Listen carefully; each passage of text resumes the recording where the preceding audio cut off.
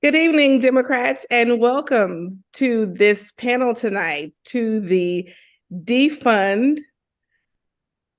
Y'all, I'm reading a script, sorry.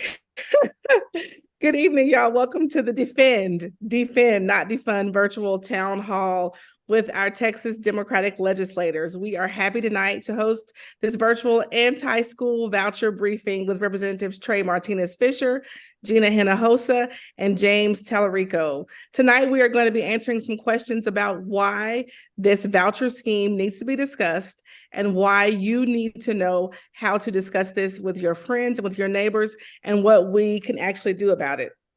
Tonight, I am happy to be joined by three of our incredible Texas Democratic legislators who are doing their very best in Austin during this third, fourth, fifth, sixth special session. We can't even keep count, but they are down there doing the very good work that we've sent them to do. And so I'm excited to introduce them tonight before we get started. First is State Representative Gina Hinojosa. She was first elected to the Texas House of Representatives in 2016. She proudly serves the constituents of District 49 in the heart of Austin and the central corridor of the Texas capital city. She has been a leader on environmental policy, spearheading the creation of the Texas Climate Plan and the Texas Youth Climate Corporation. During the 87th legislative session, she passed legislation to identify employment opportunities for Texans in the transition to clean energy. She capped off the 87th legislative session by organizing the first House Democratic Caucus quorum break in response to the anti-voter bill SB 7. Welcome, Representative Hinojosa. Tonight, we also have joined. Thank you for coming. Tonight, we also have joining us State Representative James Talarico. He is a former public school teacher, first elected to serve in the Texas House in 2018.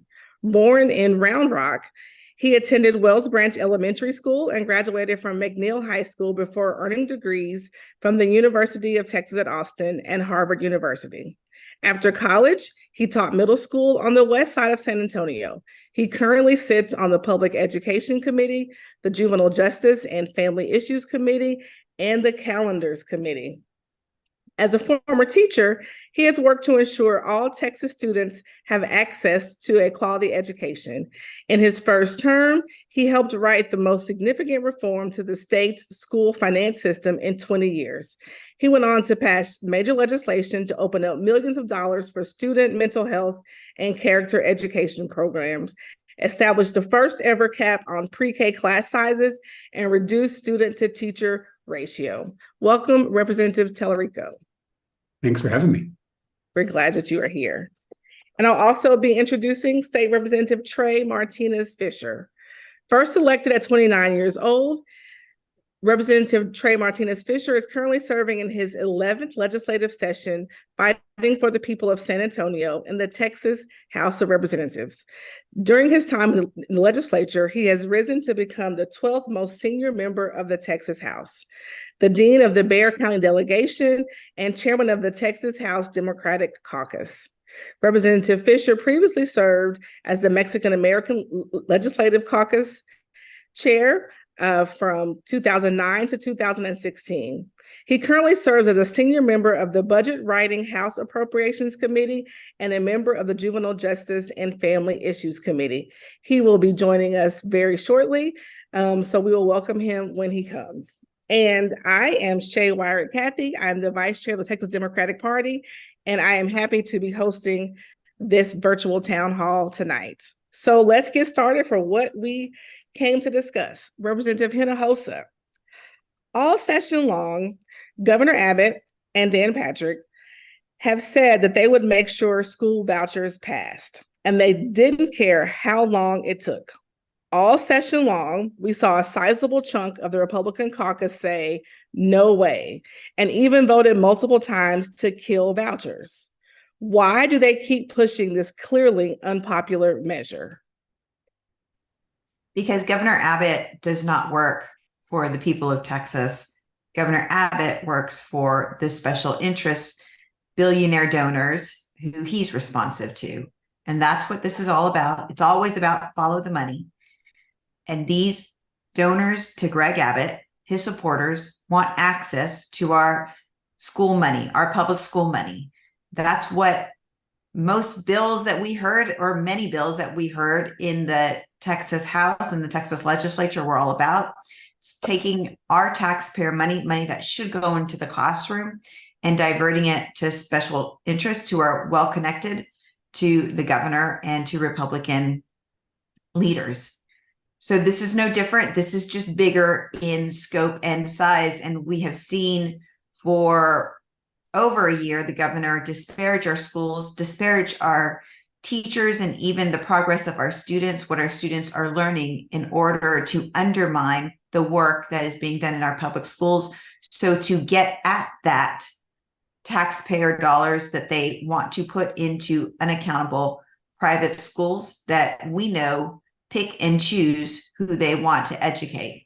So that's what this is about. It's not about the 5.4 or 5.5 million Texas school students out there who are currently sitting in schools that are underfunded to the tune of about $40 billion. That's how far away our Texas public schools are from just the national average.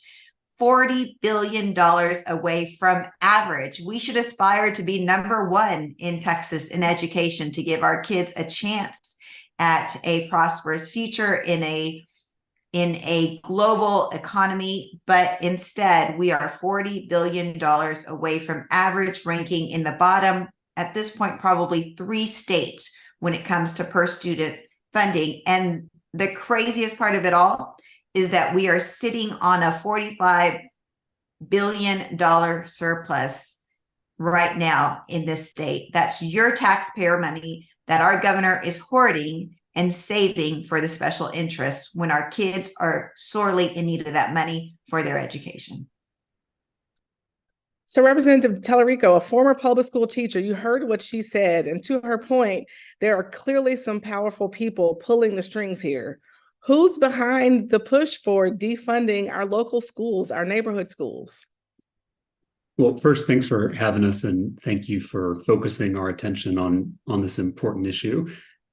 Texans have been fending off voucher scams since the first one was proposed in the legislature in 1957, which, for the history buffs watching, that's 2 years after the Brown versus Board of Education decision became law.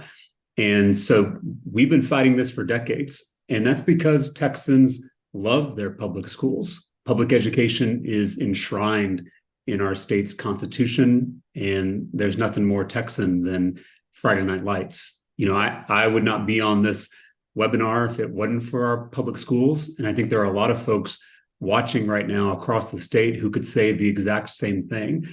You know, in the states where they have tried these voucher scams, they've seen that it doesn't improve student performance, but it does siphon off billions of dollars from already underfunded public schools, and then subsidizes the private education for the wealthy few.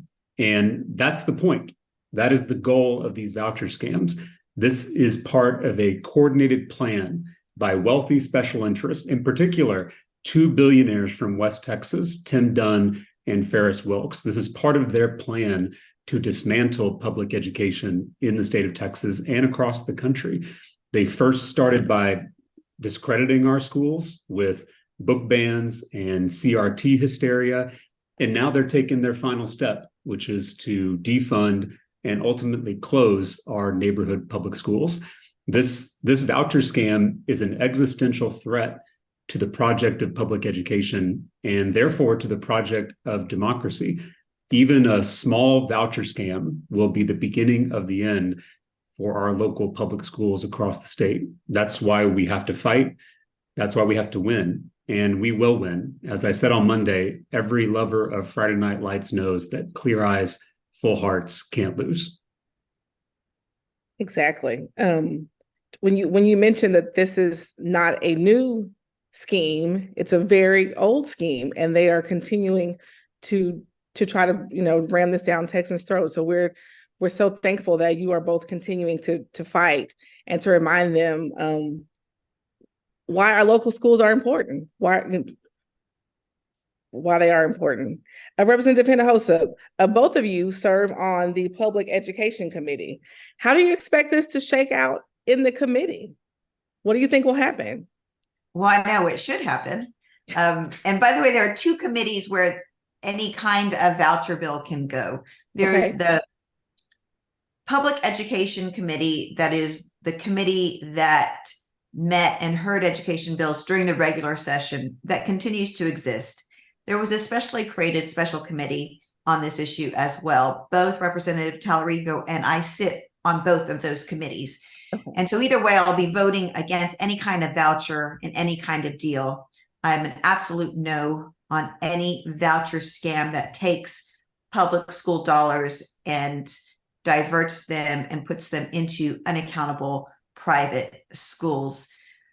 For the primary reason, because every time that happens, that's money that leaves our public schools. There is no voucher scam proposal that doesn't result in defunding of our public schools. The way funding works for public schools in Texas is that the money follows the student.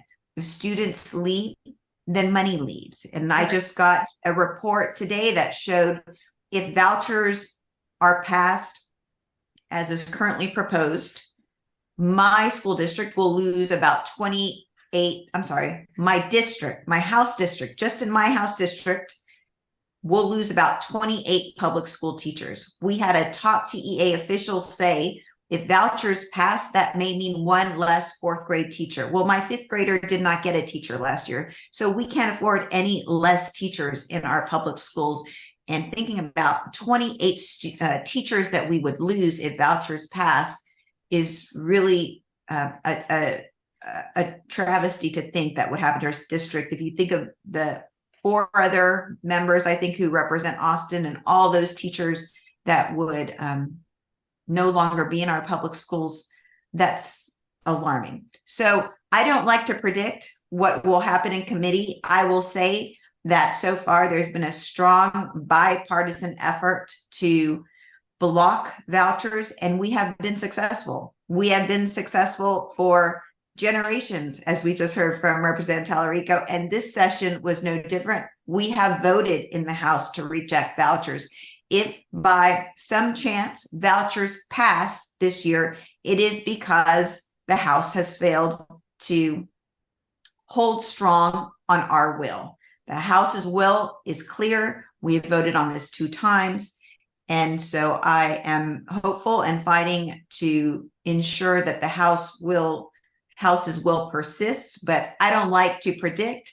And I'm Mexican, I'm superstitious. And so what I ask of everybody watching is that you take no vote for granted and check in with your legislators and let them know that you believe this voucher scam would be devastating to our public schools and how you would like them to vote. And you just mentioned briefly that your district would lose 28 teachers, and you're not the largest district in the state. So what would that, if people could just think what it means for their districts, if you amplify that. So that is right. I mean, if we have, so in just Travis County, it's me, James Talarico, Donna Howard, Cheryl Cole, Vicki Goodwin, Lulu, Flores. And I think my district is the least impacted, actually. So let's just conservatively say 30 times 6 is how many district teachers in Austin we would lose. We are projected to lose if vouchers pass. I went to law school, so I'm not going to do the math. Somebody else can do the math. That's a lot. So we know it's a lot. And it's also important that you said, take no vote for granted, to contact your representative to make sure that they are committed to our public schools, to defending them and not defunding them by losing teachers. Excellent. So Representative Talarico, as we mentioned earlier, you are a public school teacher in San Antonio. So can you share how these voucher schemes would have impacted you as a teacher or your students in your community? Yeah, so before I was a politician, I was a middle school teacher. I often say that teaching middle school is the best preparation for serving in the Texas legislature. And, I taught in a historic Mexican-American neighborhood that's also the poorest zip code in the state of Texas, one of the poorest zip codes in the country. And so my students struggled heroically every single day to overcome poverty, overcome racism, overcome systems that have been designed to hold them back, including this underfunded, inequitable public education system that will only be further weakened by a private school voucher scam. You know, I want to, there are a few things from my time in the classroom that I think are important. One is recognizing the tremendous transformative good that our public schools and our public school educators do every single day under difficult circumstances with limited resources. You know, the folks pushing these voucher scams like to say that kids are trapped in failing schools, but that couldn't be farther from the truth. You know, when you zoom out, you recognize that for the first time in our country's history, we are actually educating poor kids, kids of color, kids with disabilities. We have a literacy rate in this country now of 99%. All those things were unimaginable just decades ago. This year, more Texas students will earn some kind of post-secondary education than ever before. In fact, 70% of the admitted students at Harvard University, one of the most elite universities in the world, come from our public schools. The dropout rate, the high school dropout rate has declined significantly and consistently over the past 40 years. And just this academic year, Texas teachers have recovered from COVID learning loss faster than anyone expected. I say all this because I firmly believe in, with every fiber of my being, that there is nothing our public schools can't do if they're given the tools and the resources to be successful. There's nothing magical about a private school. They just have less testing and more funding. And those are two things the legislature could do tomorrow if we truly wanted to support our students. You know, when I was in the classroom, I taught 45 kids in one class period. It was right after lunch. So imagine 45 middle schoolers in one small classroom right after the lunch period. It was chaos to try to manage. I didn't have enough seats for all my kids. And so I had students sitting on the air conditioning unit in the richest country in the world, in one of the richest states in that rich country. We have kids sitting on the air conditioning unit. We are 43rd in the nation in per student education spending here in Texas. Texas teachers are making less today than they did 10 years ago. And local property taxes are through the roof because local taxpayers are trying to stop the bleeding in their local communities. There is a school funding emergency in this state, and it is the state legislature's fault. So instead of passing a voucher scam that's going to just siphon off more of those precious tax dollars from our underfunded public schools to give to wealthy kids, let's fully fund our schools. Let's give teachers a $15,000 pay raise. Let's invest the $40 billion we have in the bank right now in the next generation. This is a no-brainer for most folks. I know we're on a Texas Democrats event, and I'm so proud of our Texas Democrats for fighting for public education, but this should be a nonpartisan issue. This should be something that Democrats and Republicans and independents support, because when we invest in public education, we all thrive. Our economy thrives, and most importantly, our democracy thrives, and that should be our goal as a legislature. As the mother of 3 teenage sons who have all gone through middle school, I want to say God bless you for the noble work of teaching middle school. So I want to get that. Middle schoolers are still better than state legislators. So.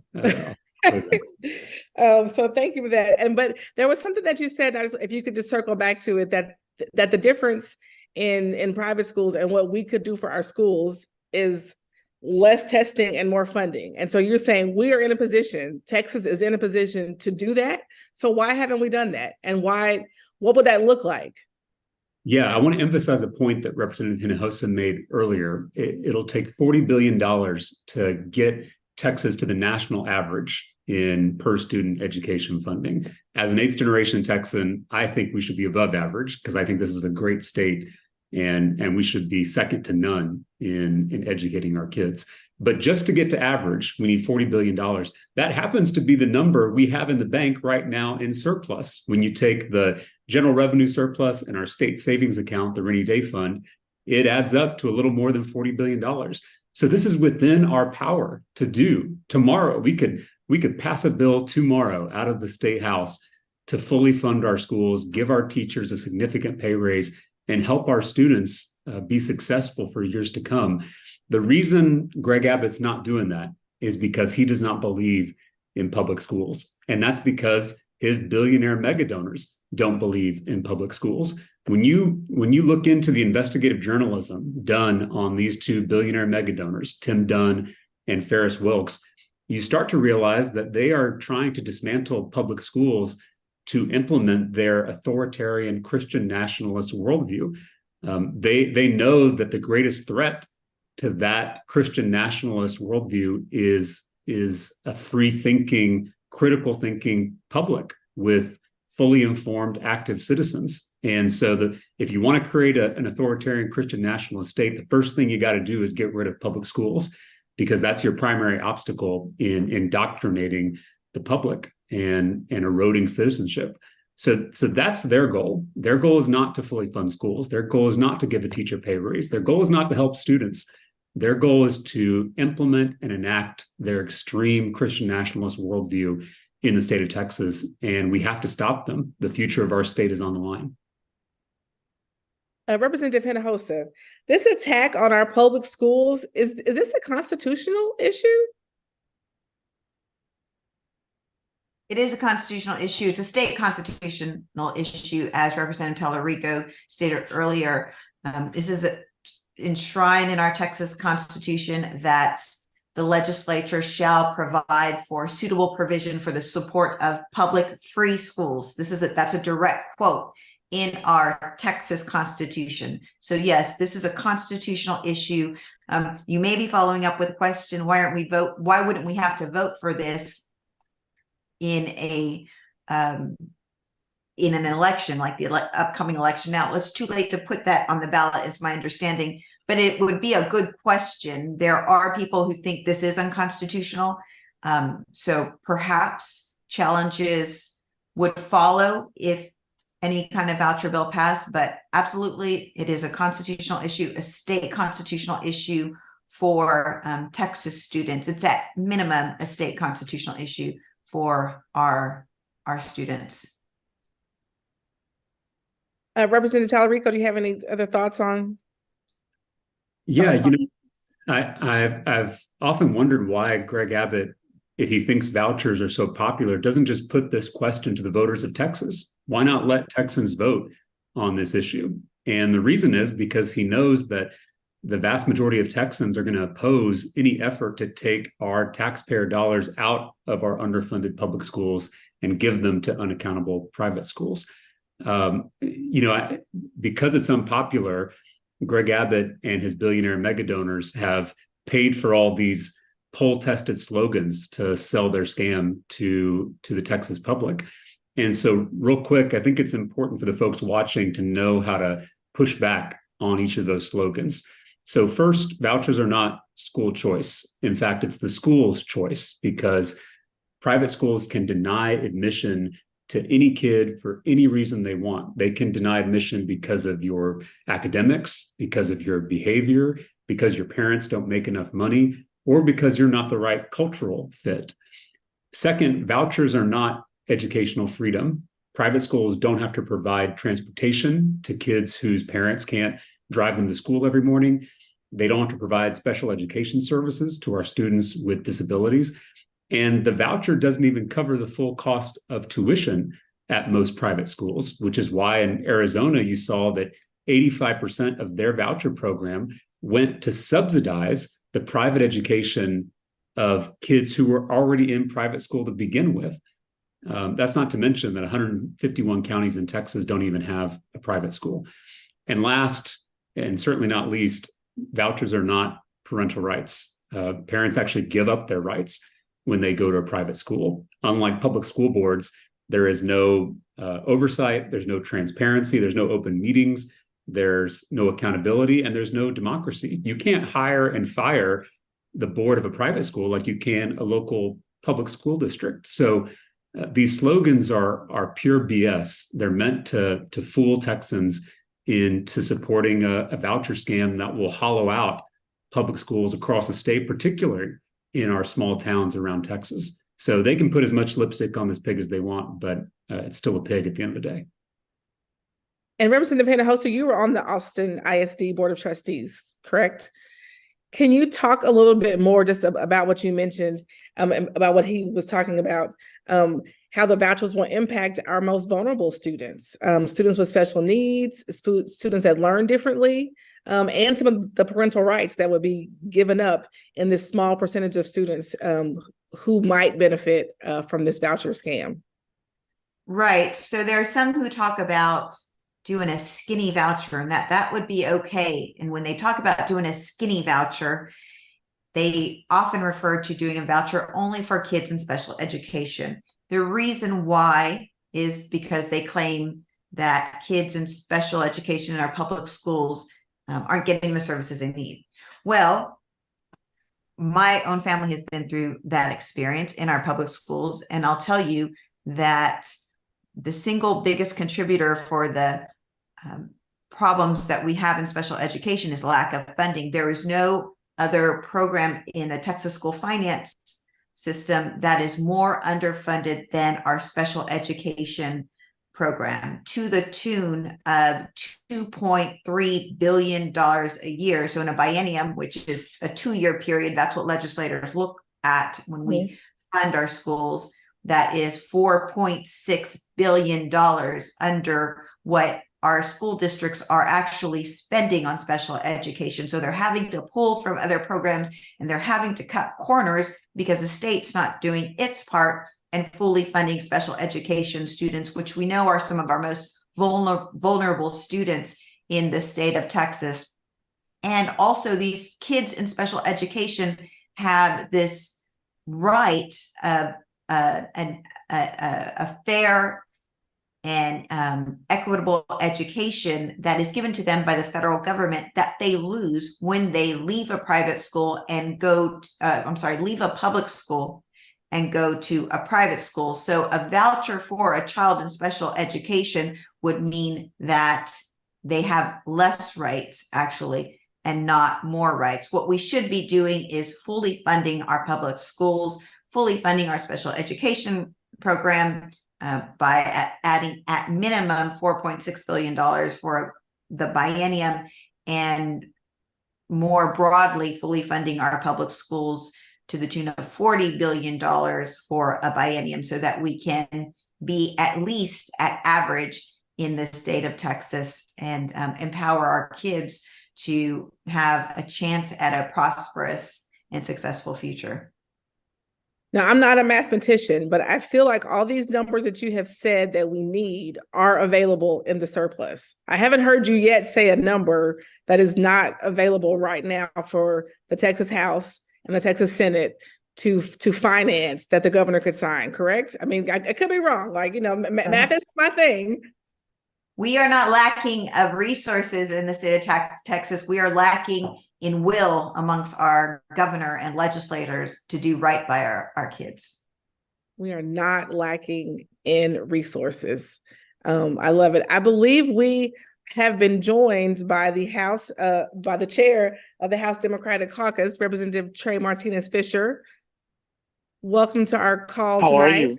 We're doing well. Thank you so much for making time to join us. We know this is a hectic time for all of you, so we're very grateful for you joining us tonight. We've introduced you and read your accolades, and so we're ready to talk to you. I have a few questions if you're ready. I'm ready. Let's do it. All right. So the first question is, the people who are listening, why should people who are listening, who took the time on a Wednesday evening to join this call, why should they care about this issue and how it will impact our local neighborhood schools? Well, just, if you pardon my French, it's because it's freaking important. That's why people should care. I mean, we have one job. This job is so important that the people who founded our state felt it important enough to put this in our Texas Constitution.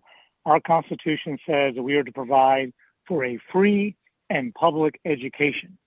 That's not easy to get words in the Constitution. So when we see those words, we need to take them seriously. We need to be loyal to that creed, and we need to do our job.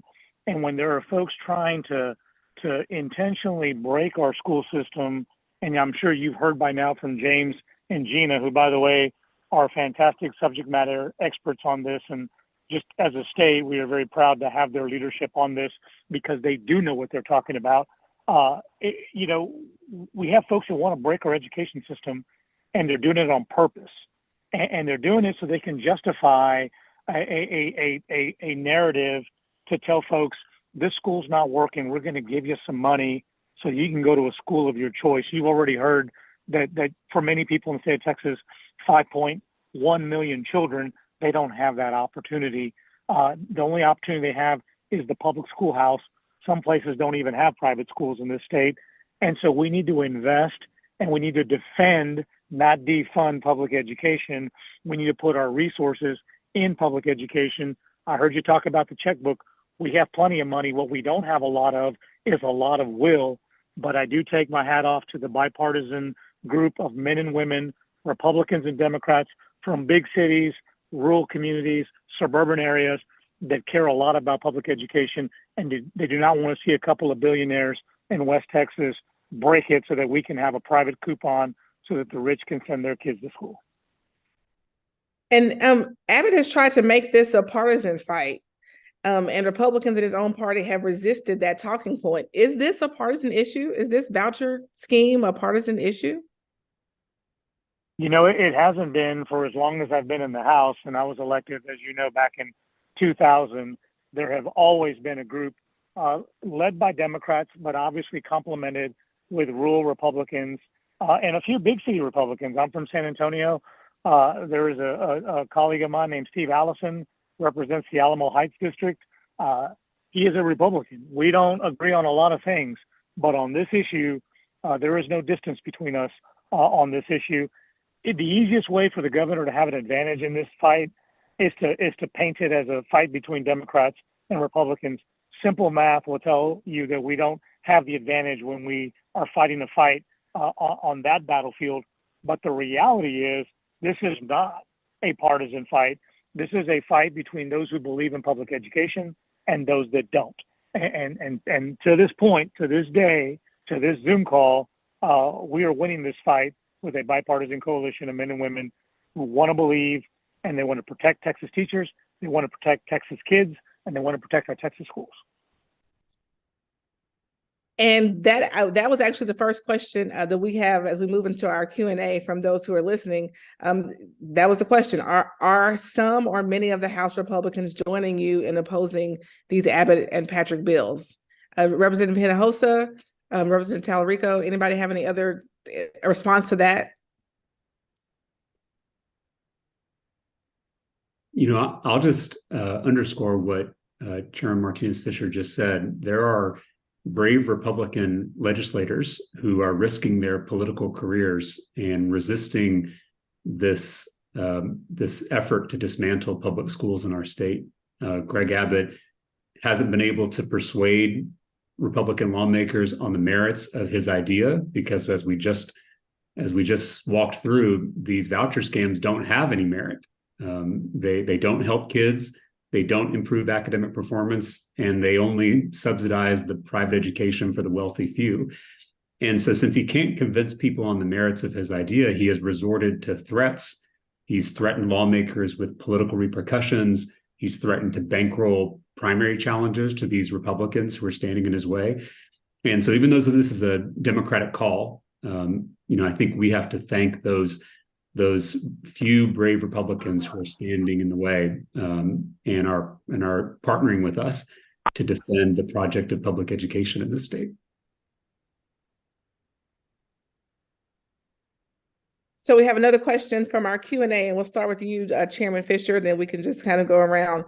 I've already read the messaging on SB1, and they're taking the $8,000, and they're saying the $8,000 will not come from the education fund.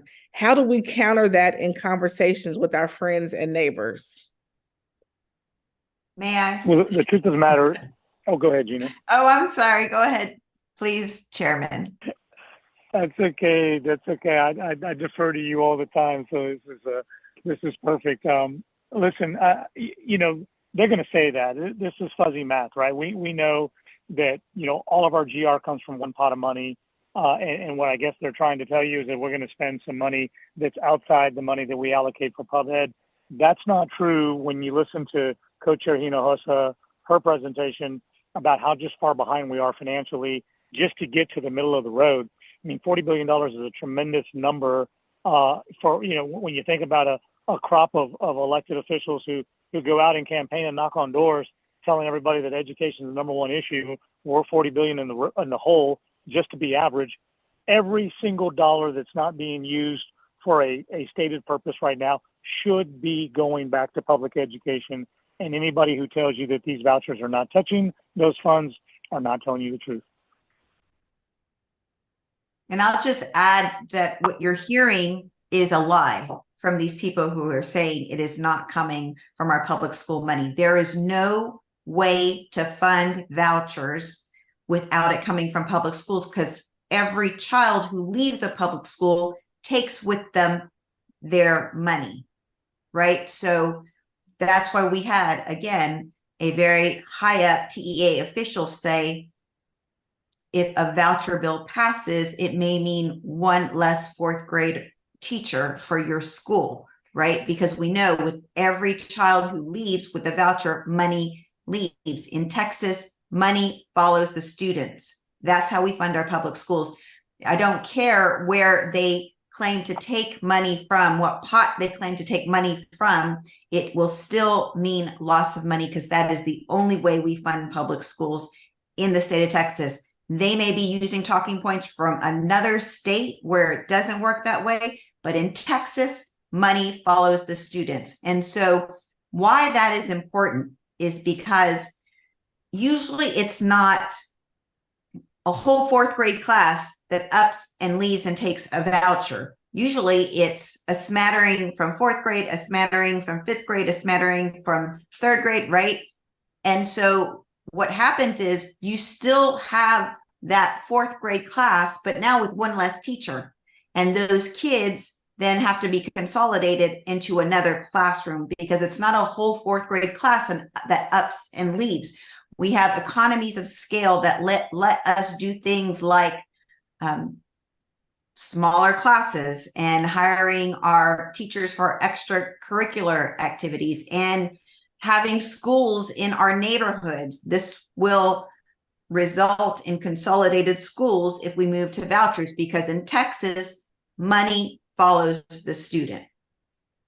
Thanks.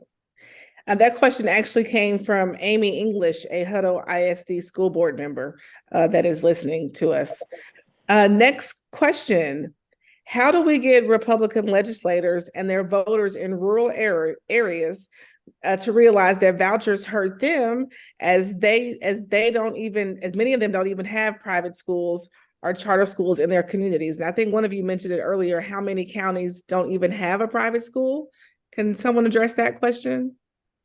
Yeah, the number is 151. So that's a majority of counties in Texas don't have a single private school. The rural communities in our state and the rural Republicans in the legislature understand acutely what a voucher scam would do to their communities. You know, over the last few decades, these large forces, globalization, technology, income inequality, privatization, have conspired to hollow out small towns around our state. And the local public school, in many cases, is the last pillar left standing. You know, there's no longer a local business that cares about its workers and their families. There's no longer a local hospital with a local doctor that knows their patients personally. There are fewer and fewer churches and synagogues and temples that are tending to people's spiritual health. And so the last community pillar that's left is the local public school. It's why schools around our state have had to do so much more than just teaching, reading, writing, and arithmetic. They've had to provide healthcare and mental health care and nutrition, because they are the last pillar standing. And with a voucher scam that will siphon off billions from those schools, that last pillar will fall, and small towns around Texas will be completely hollowed out. So this has huge ramifications for all of our neighbors across the state, but particularly our neighbors in small town Texas. And those 151 counties that don't have private schools, they do have public schools there, don't they? That's exactly right. And those public schools are doing tremendous life-saving work every single day. I'm a former public school student. I'm a former public school teacher. I'm not saying our public schools are perfect. We have a lot more work to do. But if you look at the data, our public schools are doing incredible work with very limited resources. So our message is, let's double down on them. There is nothing they can't do if we give them the tools to be successful. I firmly believe that. I just wish Greg Abbott believed that too. This question is in from CBS Austin. Governor Abbott has said he'll call as many special sessions as it takes. What happens if this goes into a fourth? Mr. Chairman? Well, that is certainly the power that the governor has. I think, he wants a do-over after do-over after do-over. I think the Dallas Cowboys the other night wanted a do-over against the 49ers, right? The way this works in the legislature is that you go to session, you do your work, you put your votes on the floor, and then you move on. Win, lose, or draw, you move on. We've already demonstrated on 2 occasions that there is not a support for a voucher scam in the House, and we are hoping to be successful, and we will be successful this 3rd time around. And if the governor wants to bring us back another 30 days, understand this. I think that not only is this frustrating members of our Democratic caucus, the men and women who are working so hard, not only in Austin but in their districts. They have jobs, they have families, they have commitments. This is also, frustrating a lot of Republicans who have said, we are not going to bend. We don't bend to this political pressure. So I think it could backfire. I mean, be careful what you ask for because you just might get it.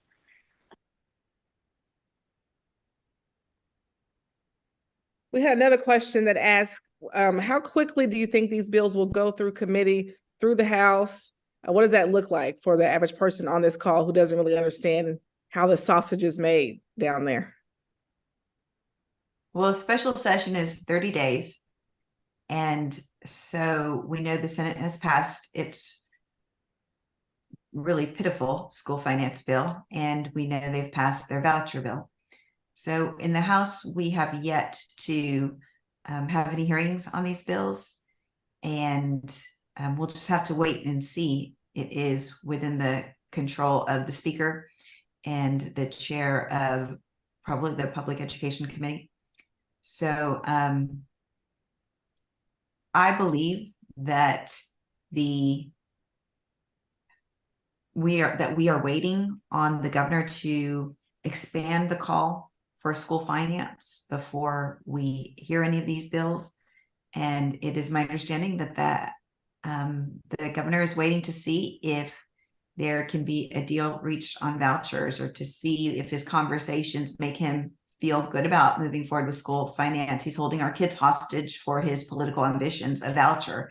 Our kids need money for their education, and he is refusing to allow that to be part of our debate or part of what we can pass in the Texas legislature during this special session by so far refraining from adding school finance to the call. He has only added vouchers, and that means that the work that we do and the votes that we take have to be about what he has added to this call. And so far, there's not school finance. So we'll just have to wait to see what happens.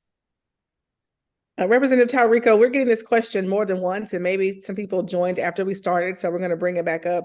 People are asking, why doesn't this go to the voters? I know we've discussed it, but can you maybe just say it again for someone to join later? We've gotten this question more than once. Why doesn't this issue go before the voters? Because voucher scams are unpopular. Democrats, independents, Republicans across the state, in big cities, in small towns, they don't support efforts to take our taxpayer dollars out of our underfunded public schools and give them to unaccountable private schools. It's a fundamentally unpopular idea. That's why they dress it up with all these slogans. I want to emphasize something Representative Hinojosa was talking about, which is that the Texas legislature, the Texas state government, is the primary funder of public education in Texas. And over the last 2 decades of Republican rule, the state government has systematically underfunded public schools every session. And that's what has forced local property taxes to rise exponentially, because the state government has systematically underfunded its schools and not done its fair share. And so the money has to come from somewhere. And when the state doesn't do its job, it forces local taxpayers to do theirs with rising property tax rates. I say that because the legislature is saying that schools are struggling and therefore we need a private school voucher scam. But you can't be the arsonist and the firefighter at the same time, right? You can't be sinking the ship and providing the life raft at the same time. The responsibility lies with the state government. If we truly cared about students, if we truly cared about parents, then we would fully fund the public schools that serve the vast, vast majority of Texas kids and Texas families. It is within our power to do so. And the legislature has full responsibility for the state we've left our schools in.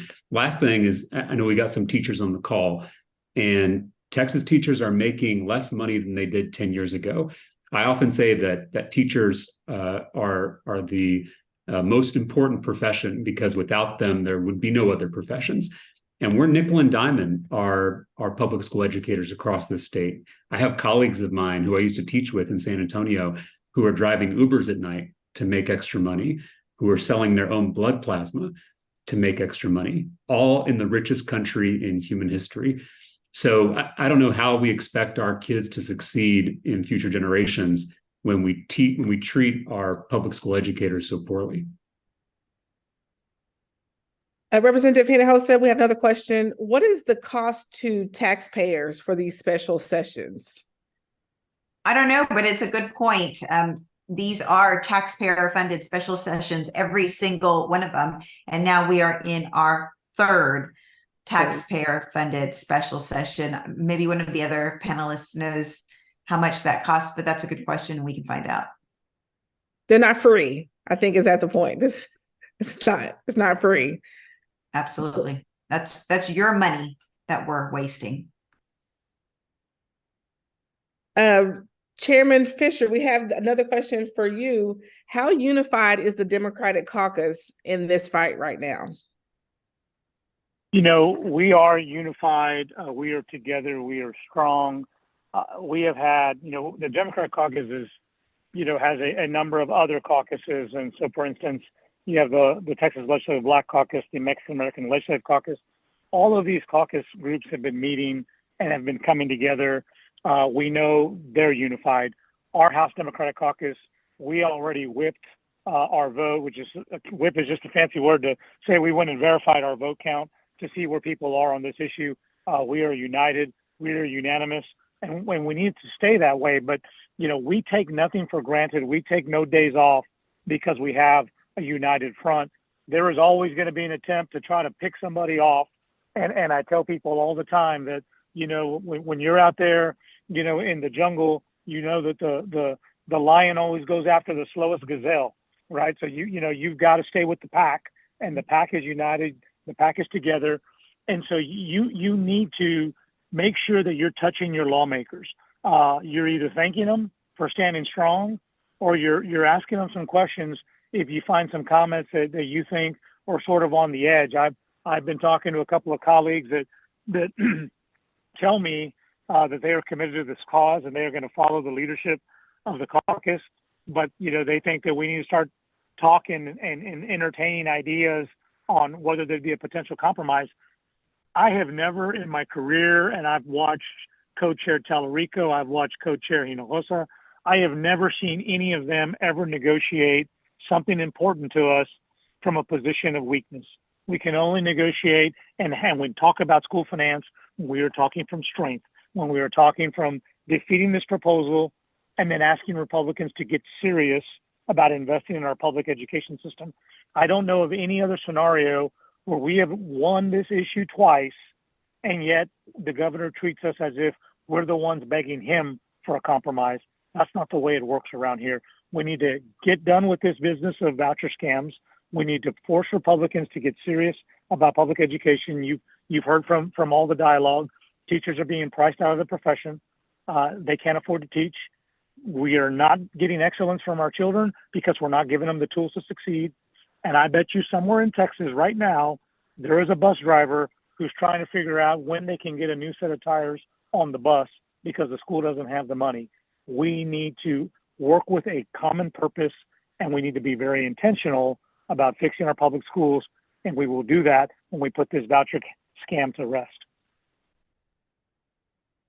Closing thoughts as we bring this as we bring this to a close. Representative Hinojosa and Representative Talarico, can you just can you give the listeners some action items, maybe some closing things, some takeaways, and what they can do to help you all in Austin, also what they can do to ensure that this voucher scam does not pass?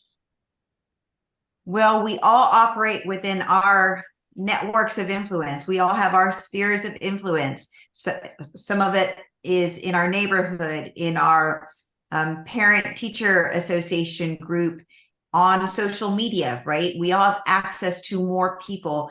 And so I urge you to use some of what you've heard here today and spread the information, because one thing that the other side does beat us on is having a lot of money to fund their message. But we have a lot of people behind our message because we're on the side of right. And we are on the side of Texas values. So spread what you have heard here through all your spheres of influence, all your networks and your contacts.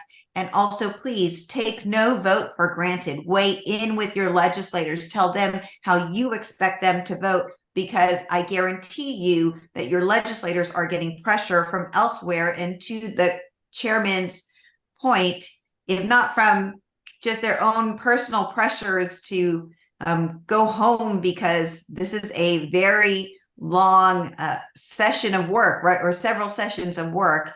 And so weigh in and tell them that you thank them for their work and you would ask them to vote against vouchers and any kind of voucher deal that would take money out of our public schools and put them into unaccountable private schools, which we know every single voucher proposal that has ever been proposed in the state of Texas would do exactly that. So far we are winning. We can stay strong. We are on the side of right, and you all can make this happen.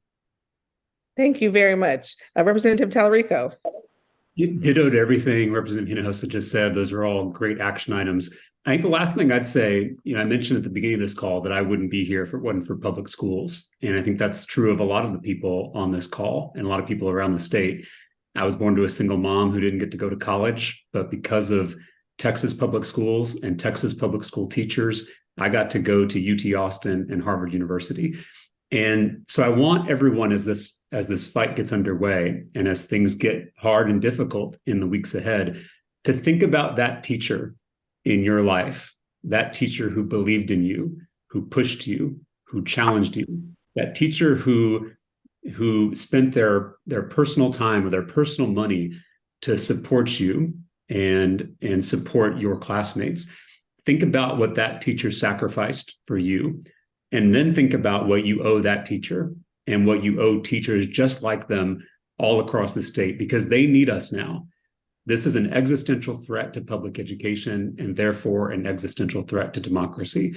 This is the most important fight in the most important place in the most important time. So dig deep and think about what you owe to our public schools and how you can help in this fight, whether it's by calling your legislator, whether it's by showing up at the Capitol, whether it's by donating money to Democratic candidates and Democratic organizers. Do whatever you can do, because we'll look back in 20 and 30 years from now, and we'll think about this moment as the pivotal turning point in the fight to save our public schools. Thank you. And finally, Chairman Fischer, closing thoughts on this. I'm grateful to just participate and just listen, to the expertise on this Zoom. And I want to thank everyone for asking, such important questions. Now, listen, we are not going to lose this fight. We're going to need your help. We're going to need you to stay with us. Understand that they've been trying voucher scams since 1957 when they were promoting school segregation. It didn't work then. It's not going to work now. You see the Republican leadership in disarray. They are fighting with each other. They are coming with these really, really crazy policy proposals. I think they know what's around the corner. As Co-Chair Hinojosa said, we have the numbers. Our state is changing. Our state is younger. It's more diverse. We see things a whole lot differently. And for some people that are in charge, they may be threatened by that. So they are swinging for the fences with all this ideological rage. And we are not going to sit idly by. We're not going to sit on our hands. We're going to do what you expect us to do, which is to put up the fight and to put up the narrative and let people make decisions for themselves. And like Co-Chair Talarico said, when you ask this question across the state, it is without a doubt, hands down, we want to protect the public schoolhouse. We are not going to let anything take that institution away from us. You can use Enron accounting if you want to say that taking money for a voucher scam is not going to impact public schools, but it's going to. And no matter how you slice it, just looking at the 5 school districts in the area I represent, 1%, 1% of the school population went to a private school voucher. Those school districts would lose $18.4 million in 1 year. So you can't tell me that they're not gonna lose dollars, because they will. But members of the public, we need you to stay engaged on this. Do not give up, and we're not going to give up either. And we're going to continue to fight this thing together.